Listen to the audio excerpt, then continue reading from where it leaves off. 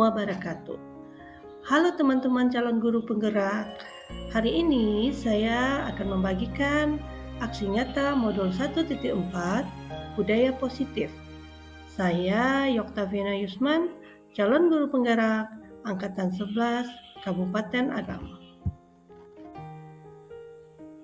Fasilitator Ibu Elvi Yuhilda SPD dan pengajar praktek Bapak Wahyu Ilham SPD. Latar belakang dari aksi nyata yang akan saya lakukan adalah yang pertama, masih banyaknya guru yang salah dalam memahami tentang konsep hukuman, penghargaan, dan konsekuensi. Kedua, banyaknya guru menempatkan diri pada posisi yang salah dalam pemahaman 5 posisi kontrol dan pemecahan masalah siswa dengan menerapkan segitiga restitusi sebagai sebuah solusi yang baik. Ketiga, peraturan kelas yang dipahami selama ini menjadi sebuah hal yang tidak bisa dimaknai dengan baik oleh siswa, bukan memunculkan sebuah kesadaran, akan tetapi sebuah hal yang diabaikan dan suatu hal yang dipaksakan. 4. Penerapan disiplin yang tidak dapat dilakukan di kelas dan satuan pendidikan, sehingga disiplin dianggap sebuah aturan yang membuat orang lain tidak nyaman dan harus mematuhinya. Tujuan dari aksi nyata yang pertama, bagaimana guru mampu menempatkan diri sebagai manajer dan menggunakan segitiga restitusi dalam pemecahan masalah dengan siswa. Kedua, agar guru dan sekolah bersama-sama memunculkan sebuah pemahaman bahwa disiplin merupakan proses menggali potensinya menuju kepada sebuah tujuan mulia, sesuatu yang dihargai dan bermakna. Ketiga, melakukan aksi berupa membuat sebuah simulasi kesepakatan kelas dan guru memahami makna dari hal itu dan mampu menyepakati nilai-nilai universal yang akan dikembangkan pada kelas dan satuan pendidikan. 4. Agar guru memahami konsep hukuman, penghargaan, dan konsekuensi dan melakukan aksi yang tepat di kelas untuk membangun sebuah nilai-nilai kebajikan. Berikutnya, tolak ukur. Yang pertama, menyusun rencana aksi yang akan dipraktekkan di kelas dan di sekolah.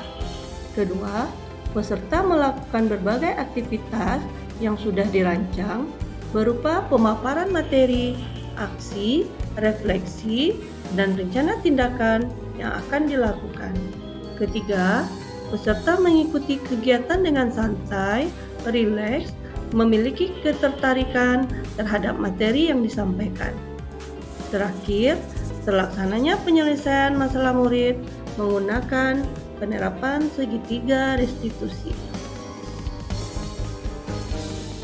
Kemudian dukungan yang dibutuhkan.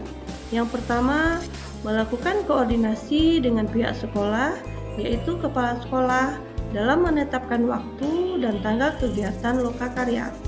Kedua, rekan sejawat. Ketiga, guru bidang studi. Keempat, menyiapkan kebutuhan berupa ruang kegiatan, proyektor, dan alat tulis seperti spidol, kertas, dan karton. Berikut kegiatan diseminasi di sekolah mengenai pemahaman dan pengalaman penerapan budaya positif.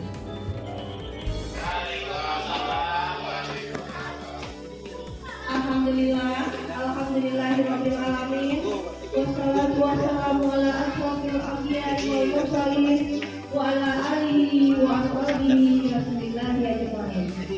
Pertama dan utama sekali, marilah kita panjatkan puji dan syukur kehadirat Allah Subhanahu wa taala yang mana beliau telah memberikan rahmat dan hidayahnya kepada kita semua sehingga kita dapat hadir pada hari ini. Salawat dan salam tidak lupa kita kirimkan kepada Nabi besar Muhammad Sallallahu Alaihi Wasallam yang mana beliau telah membawa kita dari zaman ke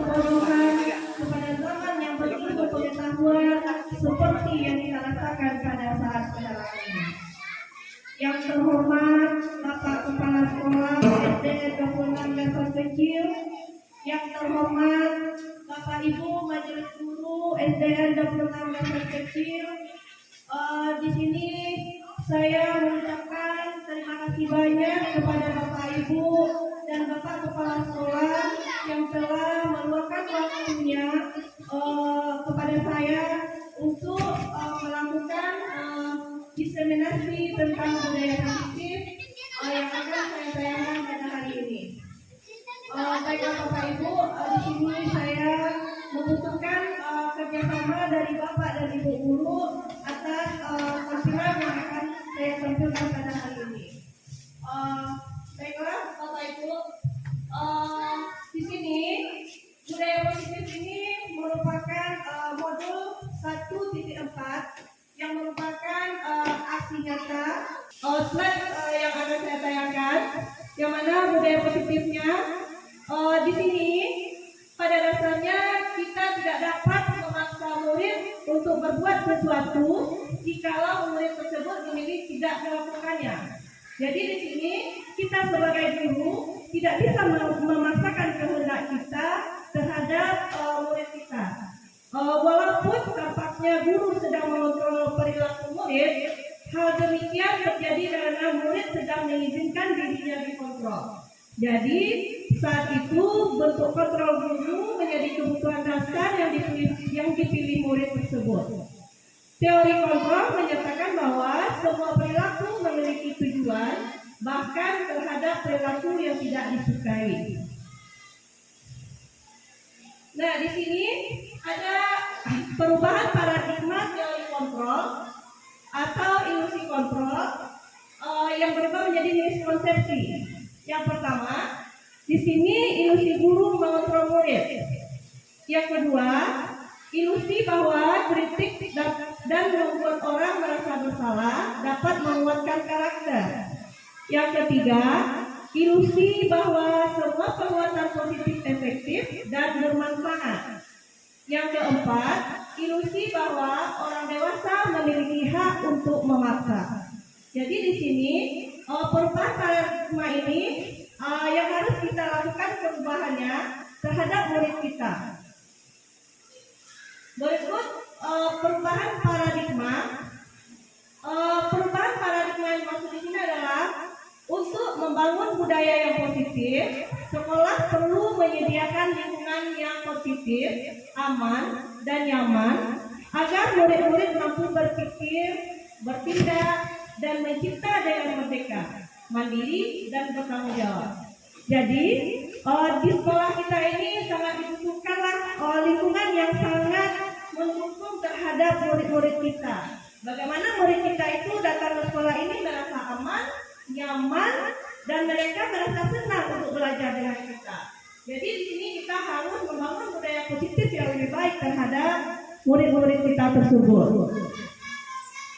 Kemudian, bagaimana seseorang bisa berubah dari paradigma stimulus respon kepada pendekatan teori kontrol. Ini disampaikan oleh Stephen R. Covey yang mengatakan bahwa bila kita ingin membuat kemajuan perlahan, sedikit-sedikit, ubahlah sikap atau perilaku kita terlebih dahulu, atau perilaku Anda. Namun, bila kita ingin memperbaiki cara-cara utama kita, maka kita perlu mengubah kerangka acuan kita. Ubahlah bagaimana Anda melihat dunia, bagaimana Anda berpikir tentang manusia, ubahlah paradigma Anda. Skema pemahaman dan penjelasan aspek-aspek tertentu tentang realitas. Untuk melakukan perubahan yang lebih baik. Jadi di sini kita bisa melakukan perubahan itu tidak langsung, tetapi sedikit-sedikit terlebih dahulu.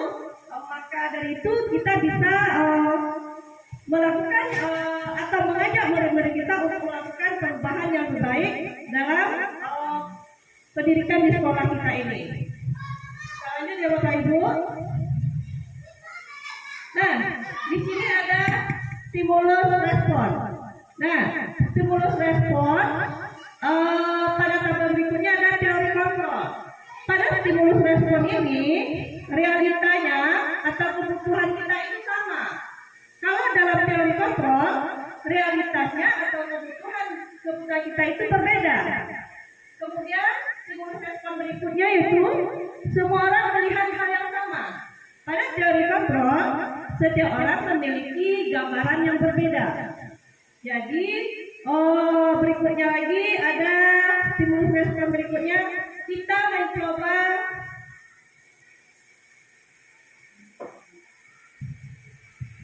mencoba mengubah orang agar berpandangan sama dengan kita. Sedangkan pada teori kontrolnya, kita berusaha memahami pandangan orang lain tentang dunia kita. Kemudian ada lagi stimulus respon, perilaku buruk dilihat sebagai suatu kesalahan. Kalau pada teori kontrol, semua perilaku memiliki tujuan. Jadi di sini bisa kita pahami, setiap perilaku buruk itu bukan merupakan suatu kesalahan, tetapi perilaku buruk tersebut ada yang memiliki tujuan dan maksudnya mereka melakukan hal tersebut. Ya, kemudian ada lagi orang lain bisa mengontrol saya. Di sini pada teori kontrolnya hanya Anda yang bisa mengontrol diri Anda. Apakah iya seperti itu, Bapak Ibu? Apakah orang lain yang mengontrol diri kita atau kita yang mengontrol diri kita sendiri? Bagaimana, Bapak Ibu? Iya. Jadi di sini orang lain bisa mengontrol saya. Jadi pada teori kontrol, diri kita lah yang mengontrol diri kita sendiri. Kemudian pada stimulus responnya,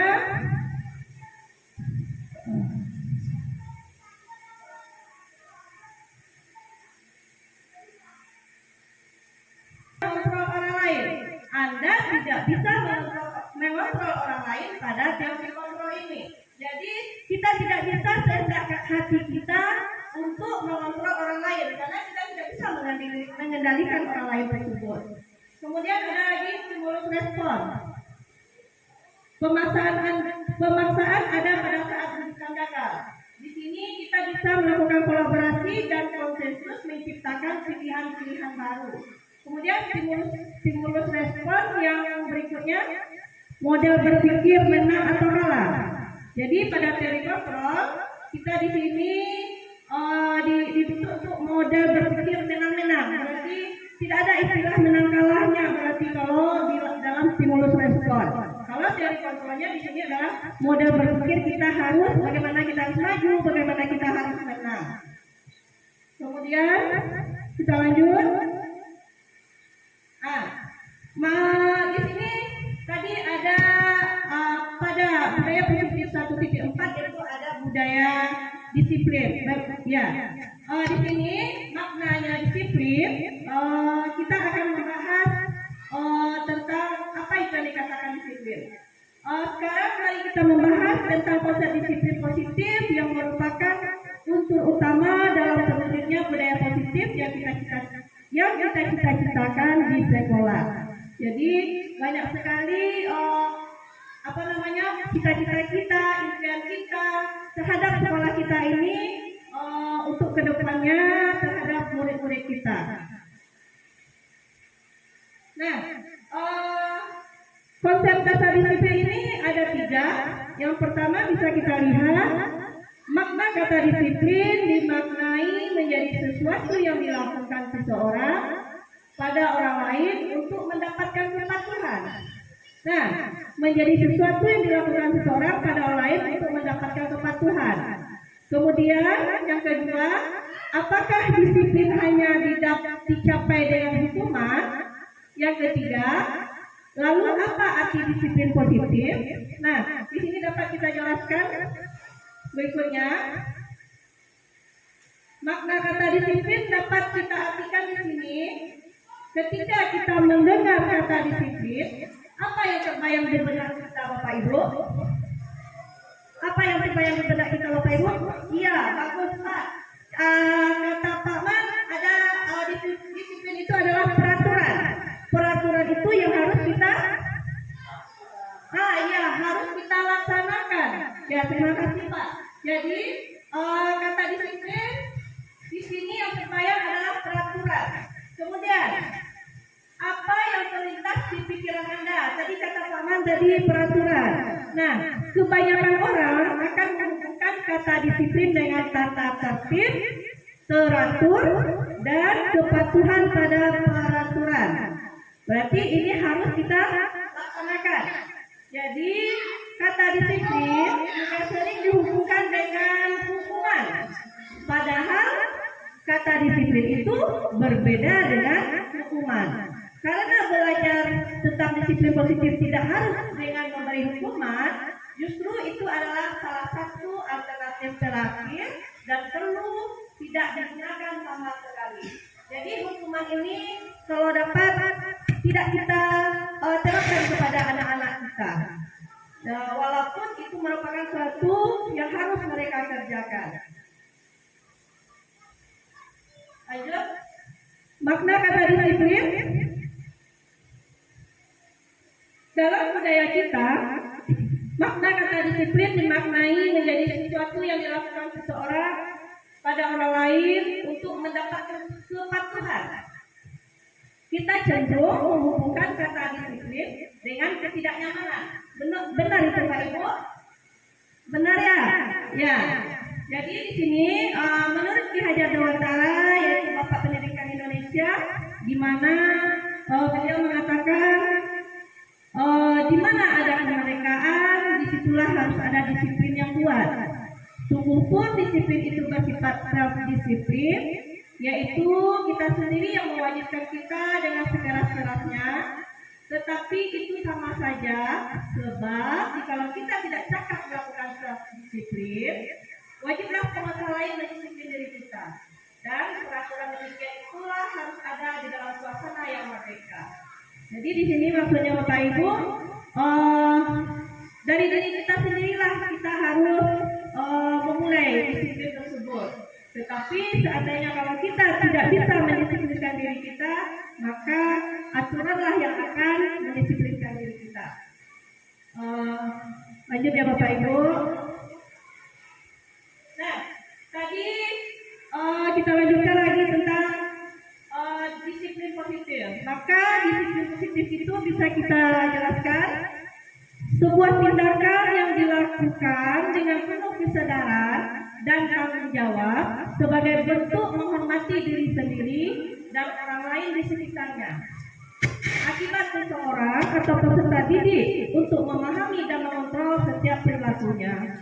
Sebagai pendidik, tujuan kita adalah menciptakan anak-anak yang memiliki disiplin diri sehingga mereka bisa berperilaku dan mengacu pada nilai-nilai kebajikan universal dan memiliki motivasi intrinsik. Nah, motivasi intrinsik ini adalah motivasi yang ada dalam dirinya dulu. Kalau sudah ada motivasi dalam dirinya untuk melakukan perubahan, untuk bersikap disiplin, maka kita sebagai pendidik tidak akan kesulitan lagi untuk membimbing murid-murid kita tersebut. Jadi tujuan kita untuk menciptakan anak-anak kita yang memiliki disiplin akan tercapai kalau anak-anak kita sudah memiliki motivasi intrinsik dalam dirinya.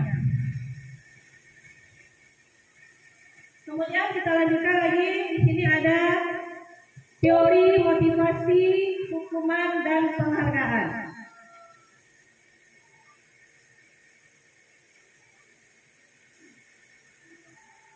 Nah, Bapak Ibu, di sini ada 3 motivasi perilaku kita sebagai manusia, yang mana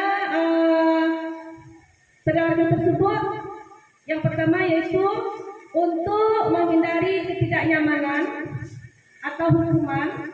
Apa yang akan terjadi apabila saya tidak melakukannya? Jadi itu adalah motivasi kita, motivasi perilaku kita sebagai manusia, yaitu seandainya kita tidak melakukan hal demikian, apa yang akan terjadi pada kita? Kemudian untuk mendapatkan imbalan dari orang lain atau institusi. Di sini maksudnya apa yang akan saya dapatkan apabila saya melakukannya. Kalau yang nomor 1 tadi, kalau saya tidak melakukannya. Kalau yang nomor 2, kalau saya melakukannya, apa yang akan saya dapatkan. Yang ketiga lagi, untuk menghargai diri sendiri menjadi insan sesuai harapan kita. Saya akan menjadi orang yang seperti apa bila saya melakukannya. Jadi di sini antara untuk menghindari ketidaknyamanan, untuk mendapatkan imbalan ini adalah motivasi dari luar ini Bapak Ibu, eksternalnya. Kemudian untuk menghargai diri sendiri menjadi insan sesuai harapan, ini termasuk adalah motivasi dari diri kita sendiri. Jadi seandainya saya akan menjadi orang yang seperti apa bila saya melakukannya. Kalau kita melakukannya, saya akan menjadi seperti apa? Mungkin begitu kira-kira Bapak Ibu.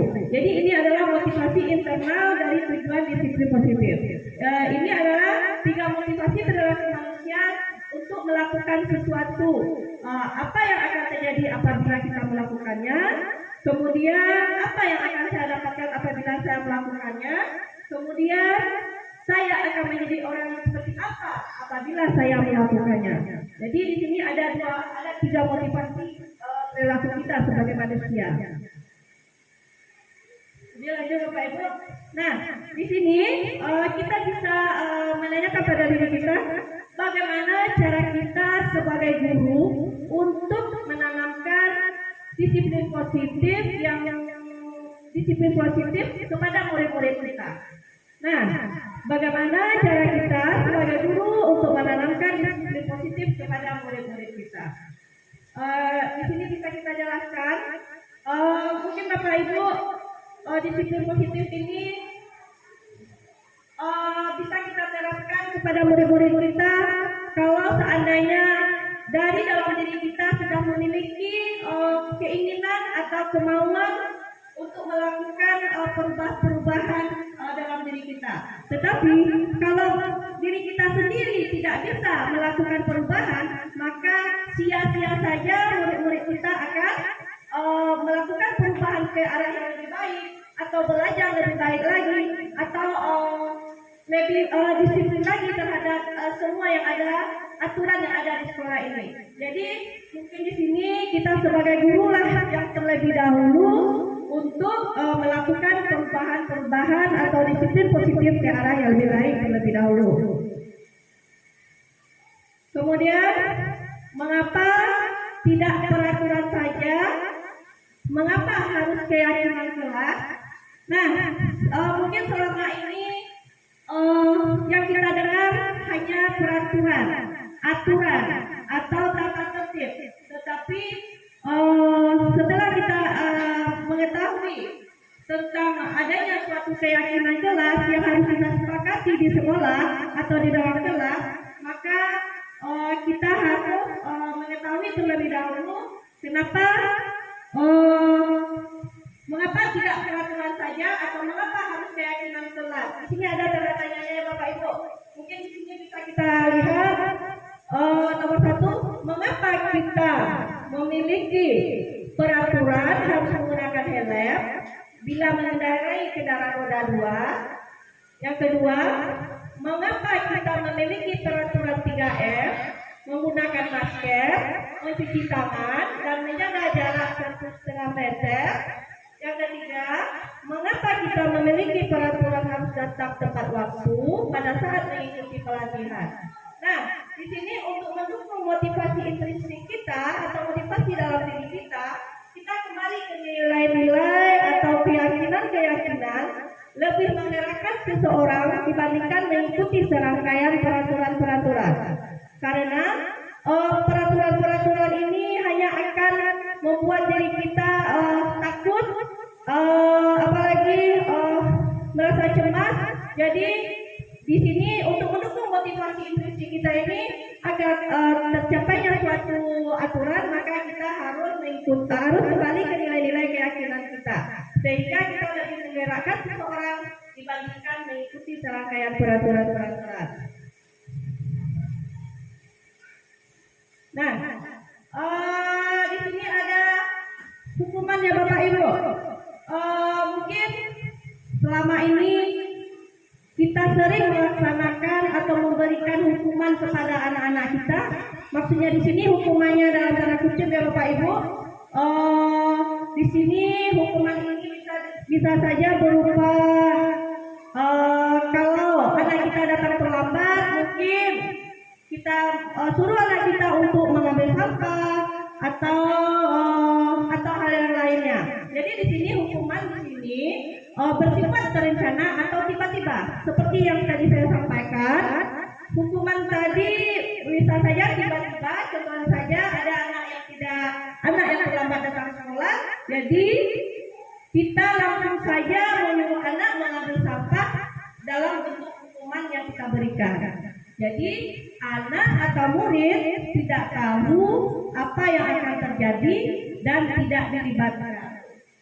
Hukuman bersifat satu arah dari pihak guru yang memberikan, dan murid hanya menerima suatu hukuman tanpa melalui suatu kesepakatan atau pengarahan dari pihak guru, baik sebelum atau sesudahnya.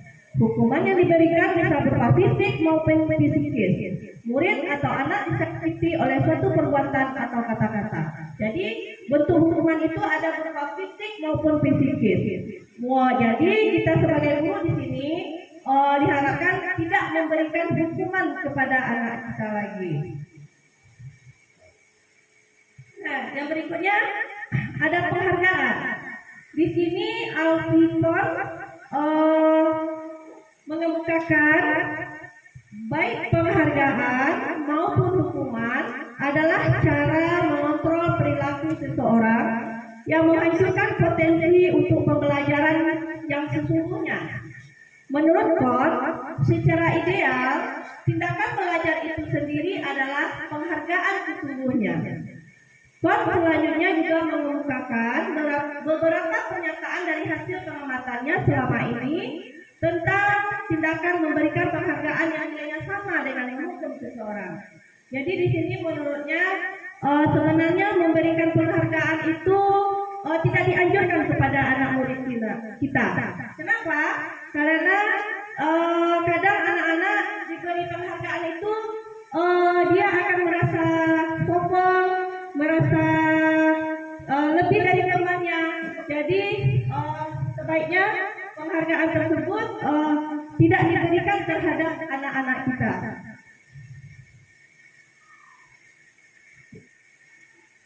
Kemudian seperti yang dijelaskan tadi, ada peraturan dan ada keyakinan kelas.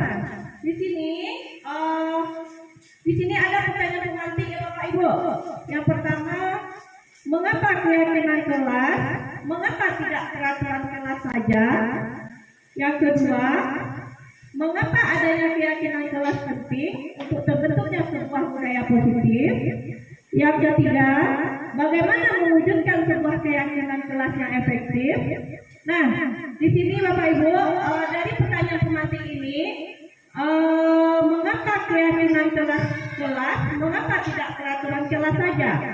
Mungkin ada Bapak Ibu yang tahu, mungkin dari pertanyaannya nomor 1 mungkin. Mengapa keyakinan kelas? Keyakinan kelas ini sama dengan kesepakatan kelas ya Bapak Ibu. Mengapa tidak peraturan kelas saja? Mungkin ada yang bisa, ya? Terima kasih Bu.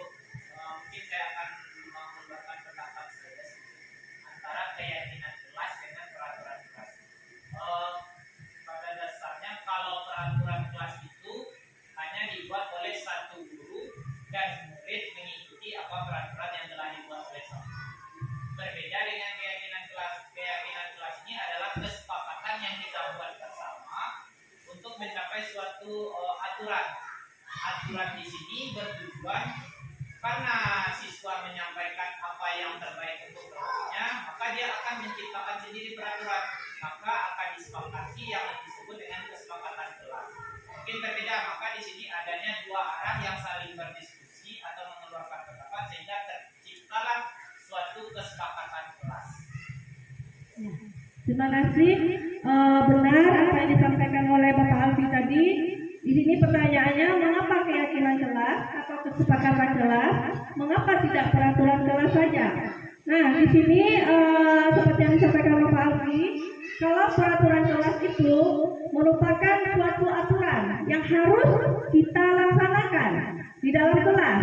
Jadi aturan di dalam kelas ini adalah yang dibuat oleh guru. Nah, sedangkan keyakinan kelas atau kesepakatan kelas ini adalah kesepakatan kita bersama antara murid-murid kita dengan guru, sehingga apa aturan-aturan yang ada di dalam kelas kita sepakati dan nanti akan menjadi suatu keyakinan jelas bagi antara guru dan murid. Nah, jadi di sini mengapa keyakinan kelas, mengapa tidak peraturan kelas saja? Keyakinan kelas lebih bagus, lebih baik dibandingkan dengan peraturan kelas yang mana peraturan kelas ini adalah mengharuskan, harus diikuti, harus ditaati. Begitu kira-kira Bapak Ibu. Kemudian mengapa adanya keyakinan kelas penting untuk terbentuknya sebuah budaya positif? Nah, di sini keyakinan kelas penting agar terbentuknya budaya positif. Karena dengan adanya keyakinan kelas atau kesepakatan kelas, maka motivasi yang ada pada anak-anak kita dengan adanya kesepakatan yang telah mereka buat, maka budaya positif yang ada di dalam kelas dapat kita laksanakan dengan senang, dengan bahagia, dengan tidak adanya keterpaksaan. Kemudian bagaimana mewujudkan sebuah keyakinan kelas yang efektif? Nah, di sini dapat kita jelaskan agar terwujudnya sebuah keyakinan kelas yang efektif, ya adanya kesadaran antara murid, guru terhadap kesepakatan kelas yang telah kita buat, sehingga keyakinan kelas yang telah kita buat tersebut akan berjalan sesuai dengan yang kita harapkan. Nah, tahapan menciptakan pembentukan keyakinan sekolah atau kelas. Yang pertama, keyakinan kelas bersifat lebih abstrak daripada peraturan yang lebih rinci dan konkret. Yang kedua, keyakinan kelas berupa pernyataan-pernyataan universal. Contohnya datang tepat waktu. Kemudian apa contohnya lagi? Berdoa sebelum belajar. Jadi keyakinan kelas ini tidak ada menggunakan kata-kata paksaan. Misalnya harus datang tepat waktu, harus berdoa sebelum belajar. Jadi di sini dia menggunakan pernyataan-pernyataan yang universal. Kemudian pernyataan keyakinan kelas senantiasa dibuat dalam bentuk positif.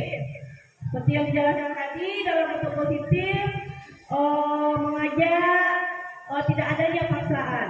Kemudian keyakinan kelas hendaknya tidak terlalu banyak sehingga mudah diingat dan dipahami oleh semua warga kelas. Maksudnya di sini cukup keyakinan kelas ini kita buat sebanyak 5 saja, tetapi keyakinan kelas ini dapat kita laksanakan, dapat kita jalankan sesuai dengan kesepakatan kita. Kemudian yang berikutnya, keyakinan kelas sebaiknya sesuatu yang dapat diterapkan di lingkungan tersebut. Berarti kita sesuaikan dengan kondisi sekolah kita. Yang berikutnya, semua warga kelas hendaknya ikut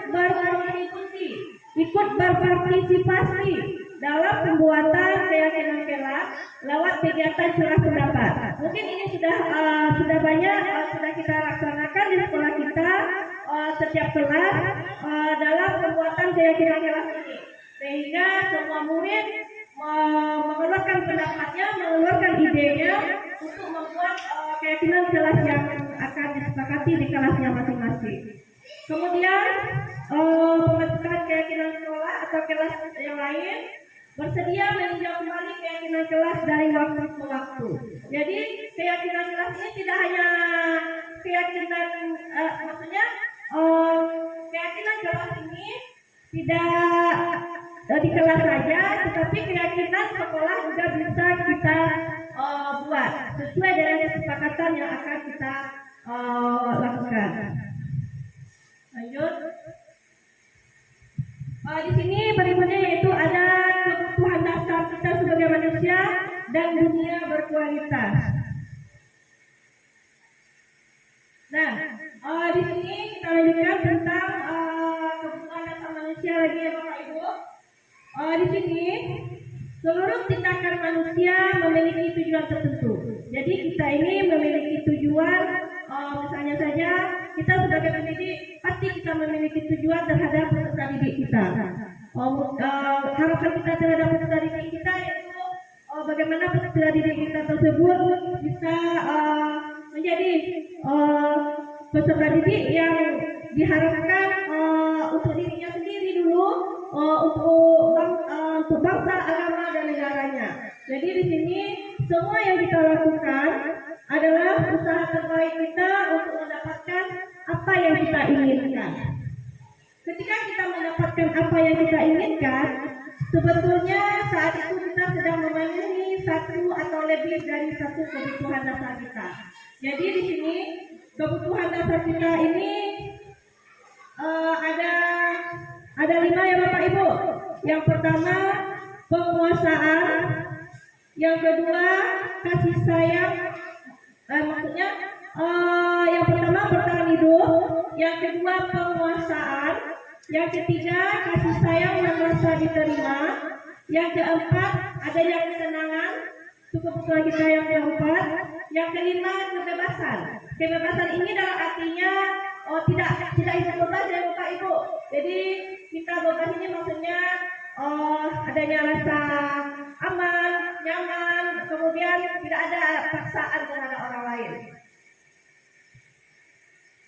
Kemudian kita lanjut lagi Bapak Ibu pada posisi berikutnya, 5 posisi kontrol kita. Nah, di sini 5 posisi kontrol kita sebagai pendidik yang bisa kita terapkan di sekolah ada 5 posisi kontrol. Pada posisi kontrol ini akan dibahas satu persatu, yaitu yang pertama sebagai teman. Nah, sebagai pendidik posisi kontrol kita sebagai teman. Posisi teman pada guru bisa negatif ataupun positif. Positif di sini berupa hubungan baik yang terjalin antara guru dan murid.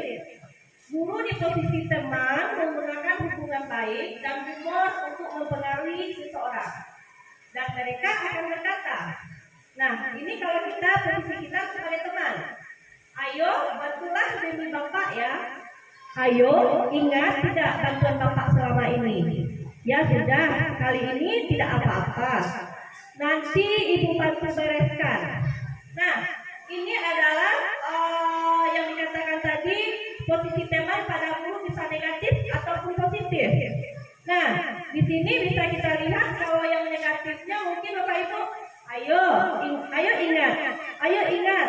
ayo ingat tidak bantuan Bapak selama ini. Berarti Bapak ini mengingat-ingat yang lama. Jadi di sini tadi dikatakan ada yang positifnya dan ada yang negatif sebagai posisi teman.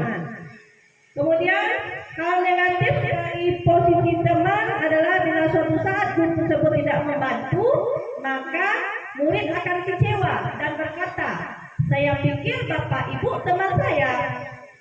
Murid merasa dikecewakan dan tidak mau lagi berusaha.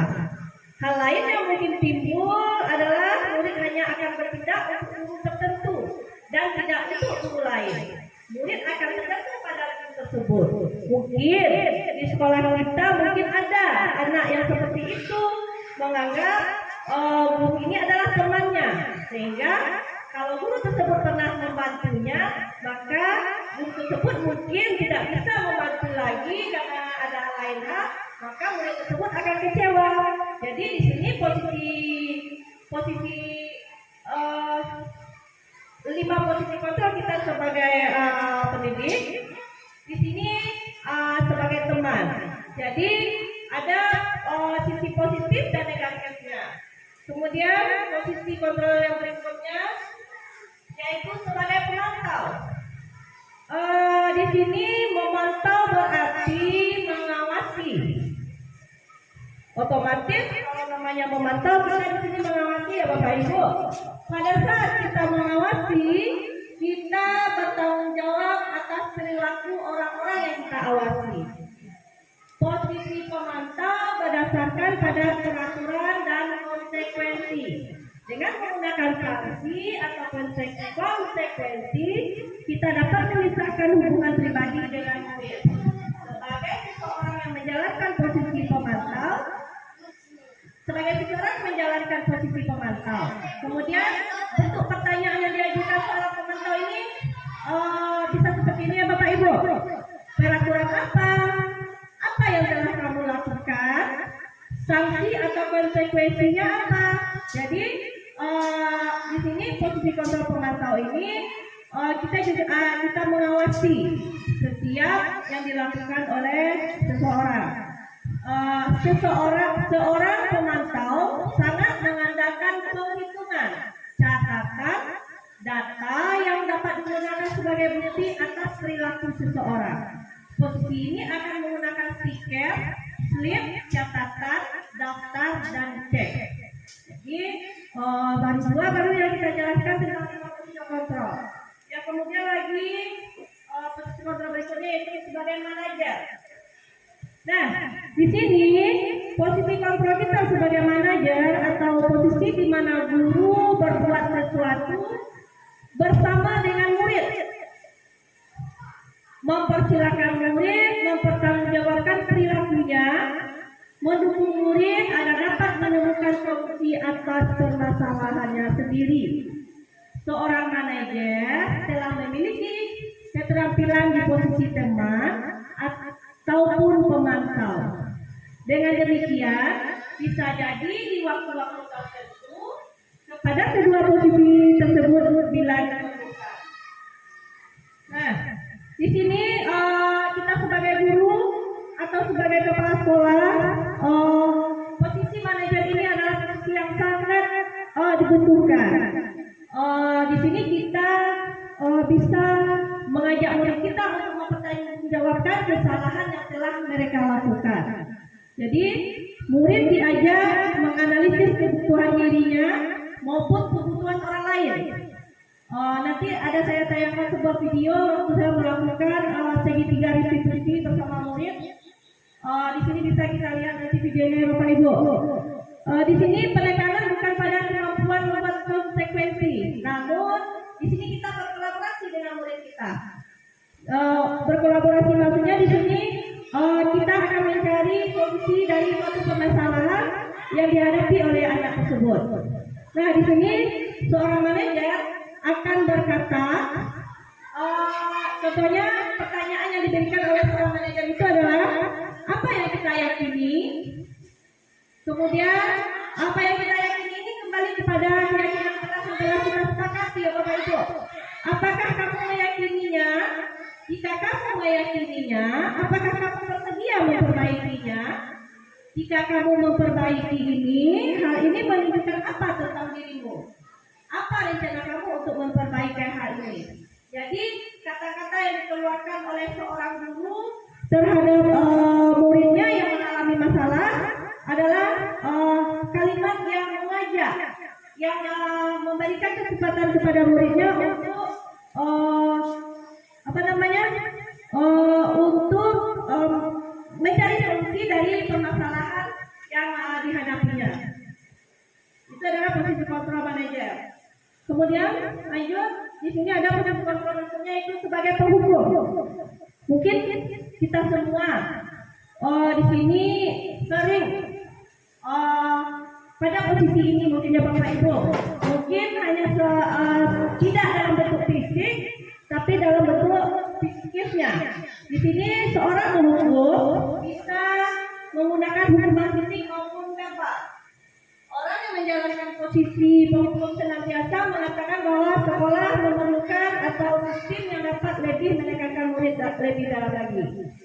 Guru yang menjalankan posisi penghukum akan berkata, patuhi aturan saya atau awas, kamu selalu saja salah. Selalu. Nah, di sini ada kata selalunya. Pasti selalu yang terakhir selesai. Jadi di sini ada kata selalu, ada kata awas. Nah, di sini guru seperti ini senantiasa percaya hanya ada satu cara agar pelajar bisa berhasil, yaitu cara dia.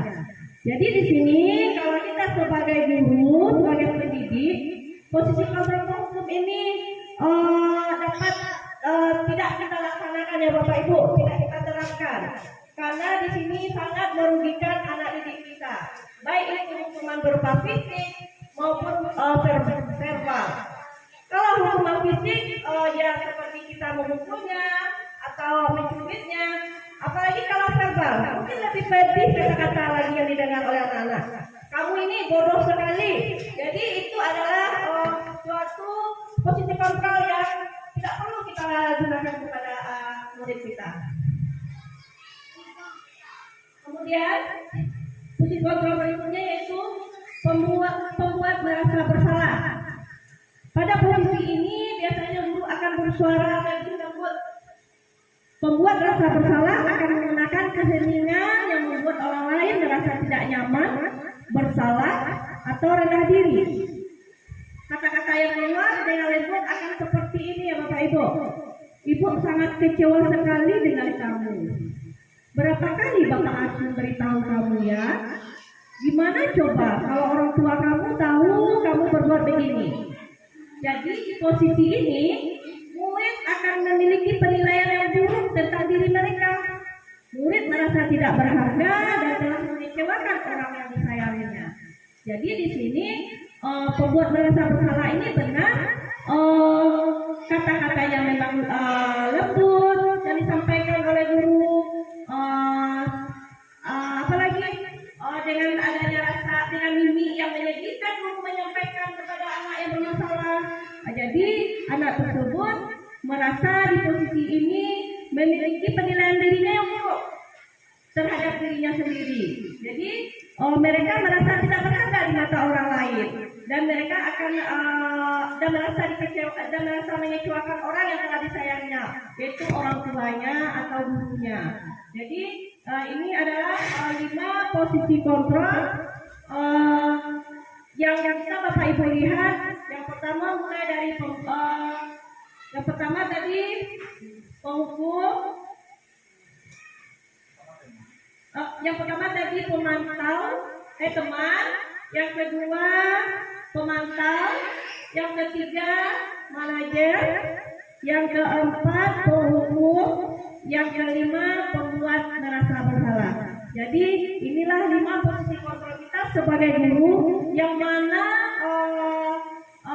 mana kita sendiri yang bisa melihat, merasakan, kemudian berpikir manakah yang pantas yang akan kita jadikan, yang akan kita terapkan pada peserta didik kita dalam menangani suatu permasalahan yang terjadi pada murid kita tersebut.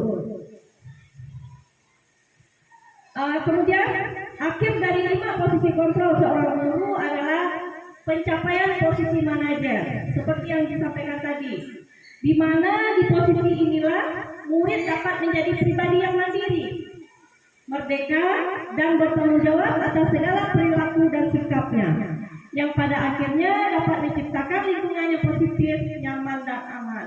Bagaimana Bapak Ibu, apakah setuju kita 5 posisi kontrol sebagai manajer ini bisa kita terapkan Bapak Ibu? Ya, itu tergantung kembali kepada diri kita ya Bapak Ibu.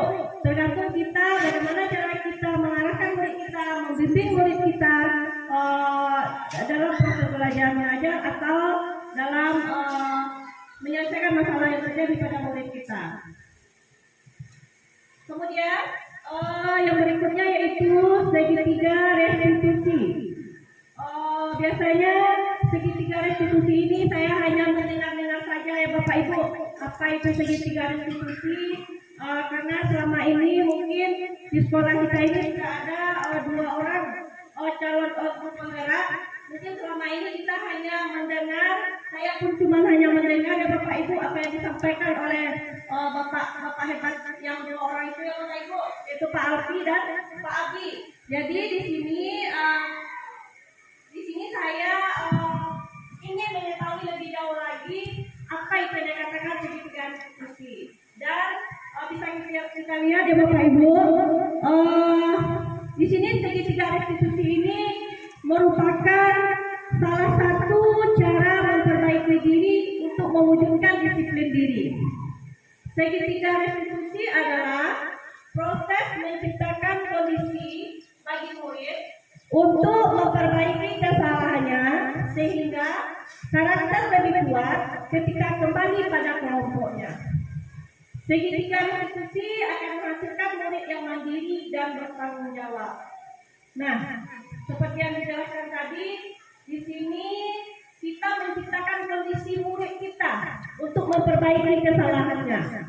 Kita memberikan kesempatan kepada murid kita untuk murid kita tersebut bisa memperbaiki kesalahannya. Bagaimana cara dia mencari solusinya dalam menyelesaikan permasalahan yang mereka hadapi. Jadi di sini murid kita akan menjadi murid yang mandiri, bertanggung jawab terhadap kesalahan atau permasalahan yang mereka hadapi. Nah, segitiga restitusi ini ada 3. Yang pertama di sini validasi tindakan. Nah, yang pertama itu menstabilkan identitas. Di sini menstabilkan identitas ini maksudnya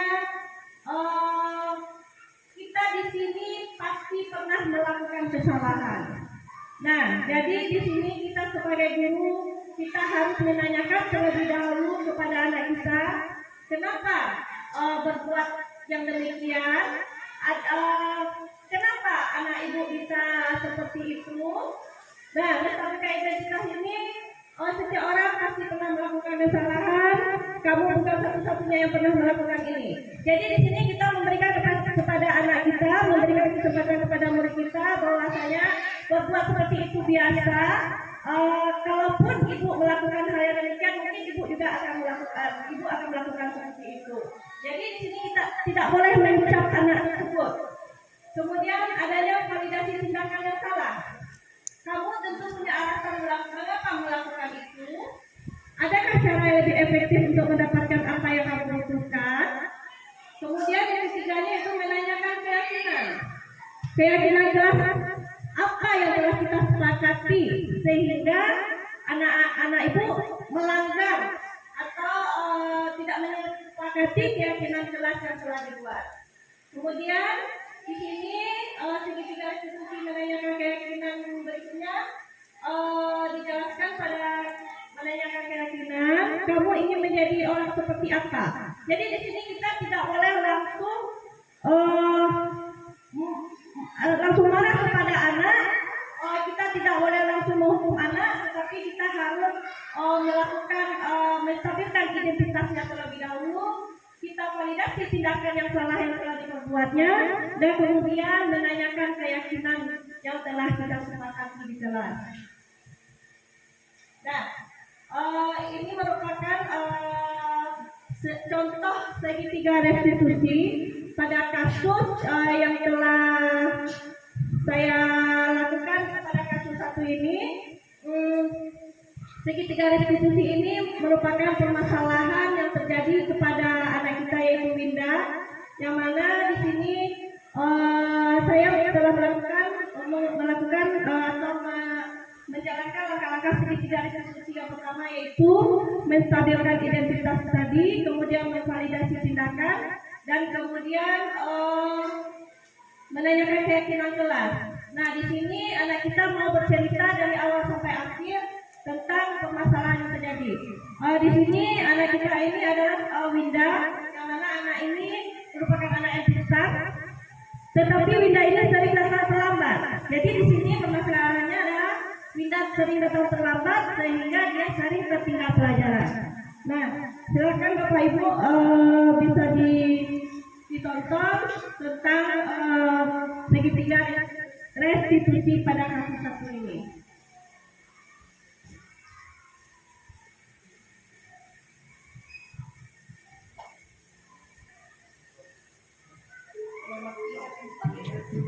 Biasanya itu simpan.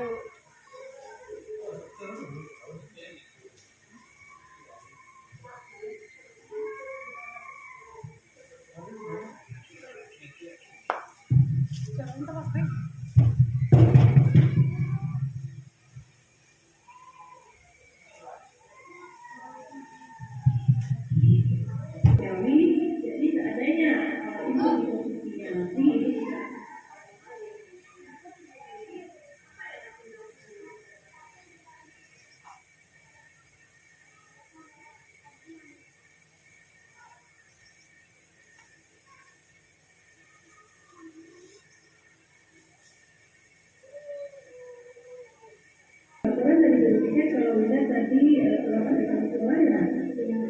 Sudah berapa kali kita datang ke sekolah? Sudah 6 kali. Jadi sering berangkat ke sekolah itu suatu kesalahan atau tidak? Iya. Jadi berangkat ke sekolah itu adalah suatu kesalahan. Jadi setiap kita juga pasti memiliki kesalahan tergantung kepada kita atau niat kita untuk memperbaiki kesalahan tersebut. Jadi apakah kalian setuju dengan apa yang disampaikan? Setuju. Di sini dari permasalahan muda kita akan mencari bersama-sama solusi yang akan kita temukan. Jadi untuk mau tahu apa alasan Bunda melambat datang ke sekolah.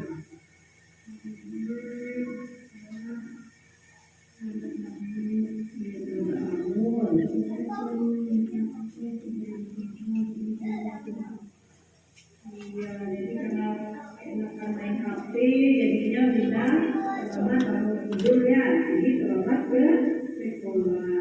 Nah, jadi ibu di sini yang mau tanya, sebelumnya kita sudah membuat keyakinan celah. Ya, jadi keyakinan celah yang telah kita sepakati, yang kita telah setujui.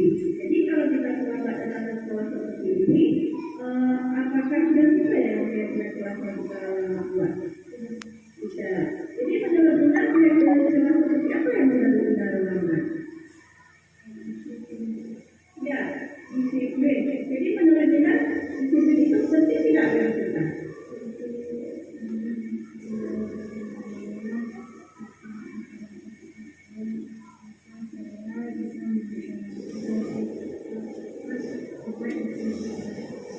Iya betul. Jadi kita di sini harus bisa menghargai waktu. Jadi kalau kita bisa menghargai waktu, setiap pekerjaan yang kita lakukan akan selesai tepat waktu. Kalau bekerja manfaat yang lainnya itu sudah terlambat ke sekolah, jadi nanti kita tidak akan bisa pelajaran. Nah, di sini kita harus bisa memanfaatkan waktu dengan sebaik-baiknya.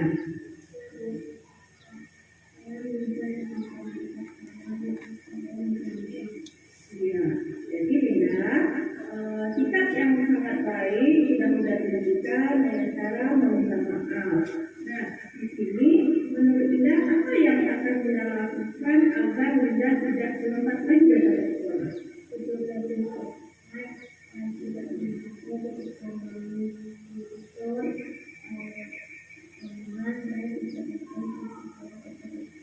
Ya, bagus.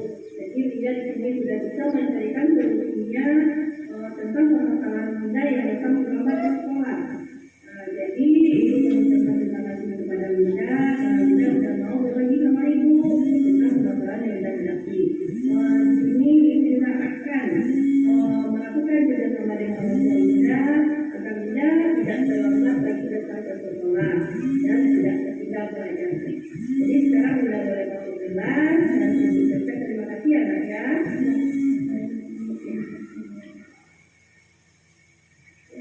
Tadi adalah video yang telah saya lakukan dengan murid tentang segitiga restitusi. Nah, di sini bisa kita jelaskan kembali langkah-langkah segitiga restitusi ini adalah menstabilkan identitas.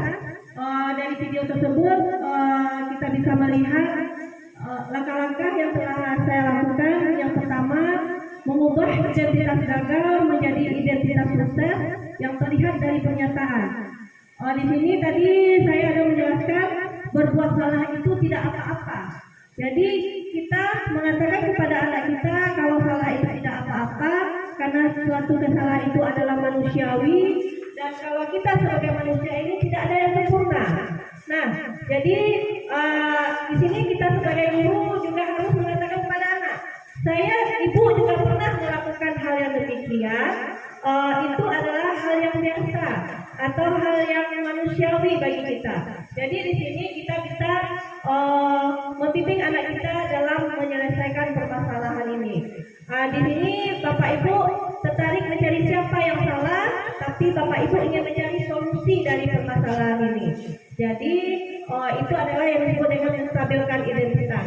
Kemudian validasi tindakan yang salah dengan memahami kebutuhan dasar anak, kita bisa menemukan cara paling efektif untuk memenuhi kebutuhan tersebut.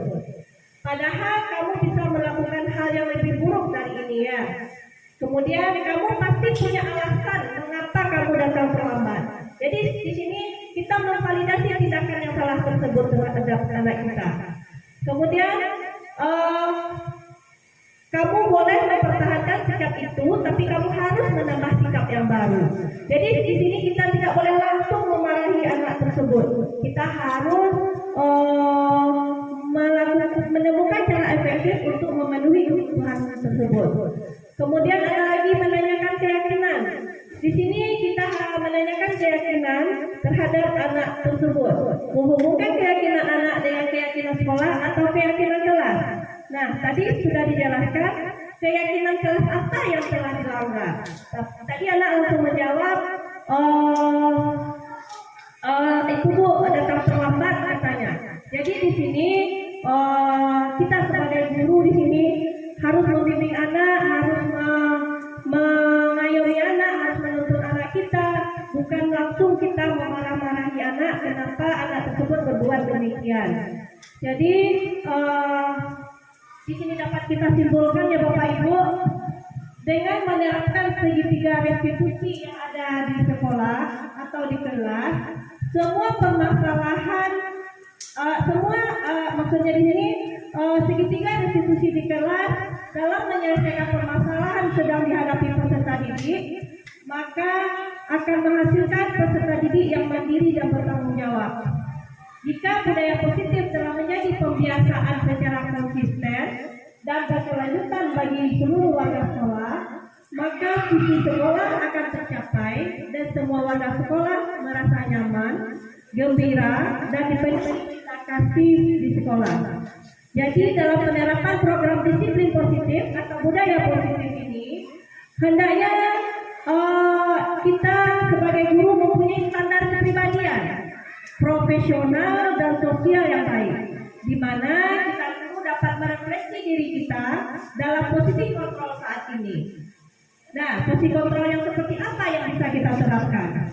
Bagaimana perjalanan dirinya sebagai manajer yang akan menuntun peserta didik menjadi insan yang mandiri, merdeka, dan bertanggung jawab. Jadi di sini saya sebagai PPP Angkatan 11 mengajak Bapak Ibu, kalau seandainya ada permasalahan yang terjadi pada anak murid kita, maka kita dapat bisa menerapkan segitiga restitusi ini dalam menyelesaikan masalahnya. Mungkin itu saja penyampaian saya hari ini. Apakah ada mungkin saya akan membuka sesi pertanyaan ya Bapak Ibu. Mungkin ada masukan, tanggapan atau pertanyaan pada penampilan yang saya sampaikan hari ini. Mungkin ada masukan dari Bapak Ibu. Mungkin Pak Man ada masukan atau tambahan, atau setelah melihat tayangan ini mungkin saya juga pernah melakukan hal yang demikian. Kalau tidak ada pertanyaan mungkin masukan Pak.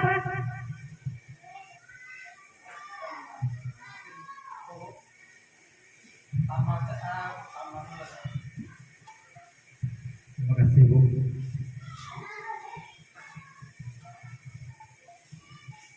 Saya berterima kasih kepada Ibu karena dari penayangan video tadi atau penyampaian dari Ibu, saya merasa senang karena tadi beberapa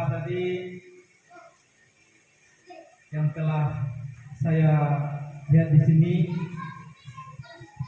mula saya tidak memahami dengan penjelasan dari Ibu tadi, mulai dari apa tadi, saya akan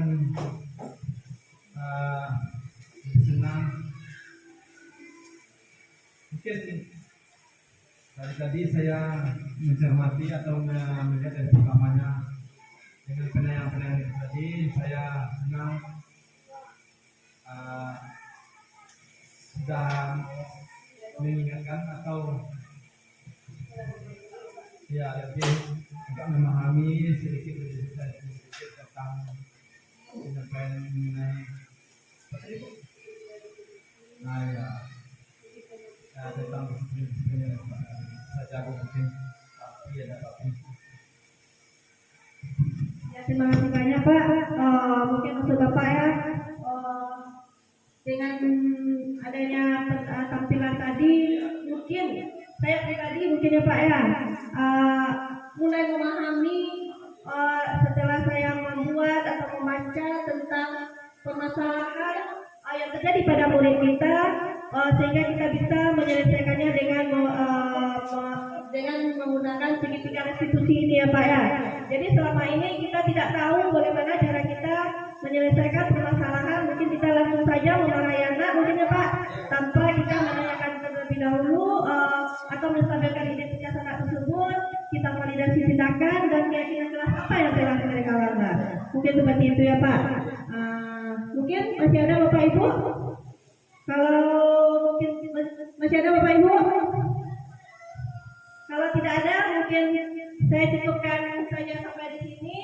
Saya harapkan apa yang saya tampilkan hari ini akan bermanfaat bagi diri saya sendiri terlebih dahulu dan bermanfaat bagi Bapak Ibu. Dan terima kasih banyak Bapak Ibu atas waktu yang telah diberikan. Dan terima kasih banyak Pak Bapak Kepala Sekolah yang telah meluangkan waktunya dan telah memberi support dan semangat kepada saya 3P Angkatan 11 ini. Jadi untuk Bapak Ibu semuanya saya ucapkan kembali terima kasih dan semoga semua yang kita lakukan hari ini mendapat berkah dari Allah Subhanahu wa taala. Amin ya rabbal alamin. Saya akhiri dengan wabillahi taufiq wal hidayah. Assalamualaikum warahmatullahi wabarakatuh.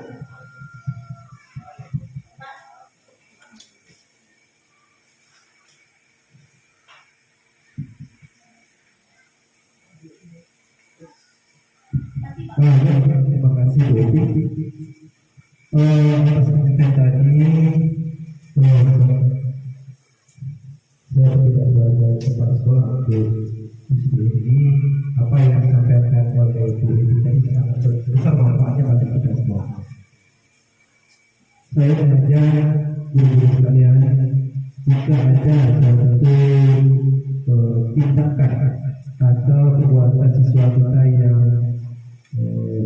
kita ubah dari yang buruk ke yang baik, mari kita coba dengan sistem teori segitiga restitusi ini kepada kita semua. Caranya dari hasilnya, sebetulnya dari hasilnya bagus. Jadi sebenarnya kepada kita semua, mari kita coba untuk melakukan bentuk tidak ini dari dulu. Jadi nanti kita bisa terapkan di dalam lingkungan kelas kita masing-masing. Kalau dapat hanya bisa kita perhatikan itu apa kita. Bang kira Bapak Ibu, kira-kira bisa dulu. Buat selama ini kita susah terhadap mengajak anak itu lupa. Kalau sampai saya ada tengah-tengah kayak pokok api kira-kira pagi. Berarti kedua yang segitiga restitusi apakah makat orang Abu Syahid langkah-langkah tadi yang sangat baik itu sebab bahwa kesalahan anak itu dari anak yang mengungkapkannya, penjelasannya dari anak. Cuma kita mencari arahan dan tujuan macam-macam jalan. Tujuan misalnya yang model itu anak bisa berubah. Itu semua baik itu. Kalau mau merasa kalau mau model di mana-mana itu. Cuma awak bagi pencerahan itu, nyuci diri ya menipu pencerahan itu. Jadi itu konsekuensi ketiga yang bisa kita akan diskusi. Terima kasih.